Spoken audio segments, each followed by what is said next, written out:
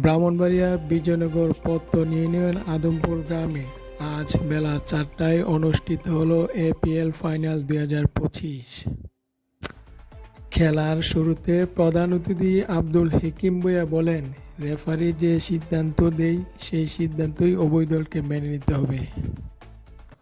আর আম্পায়ারের কথা তো হিসেবে তোমরা গণ্য করবা, পক্ষপাত করে না।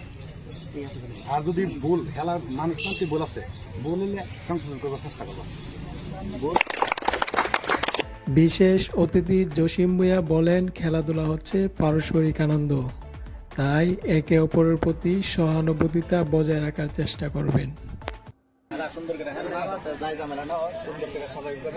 একটা বল যদি এদিক সেদিক সুন্দর ব্যবহার দিয়া সুন্দরভাবে বল বা উত্তেজনা না হয়। উক্ত খেলার সভাপতি হোসেন ভূঁইয়া বলেন, এই উদ্যোগটি অবশ্যই প্রশংসনীয় কাজ। আজকের এই ছোট বাচ্চারা যে একটা খেলার আয়োজন করছে অত্যন্ত সুন্দর। হিদ মিয়া ও সাইফুল ভূঁইয়ার যৌথ উদ্যোগে খেলাটি পরিচালিত হয়। উক্ত খেলায় আদমপুর ক্রিকেট একাদশ বনাম লক্ষ্মীপুর ক্রিকেট একাদশ অংশগ্রহণ করে।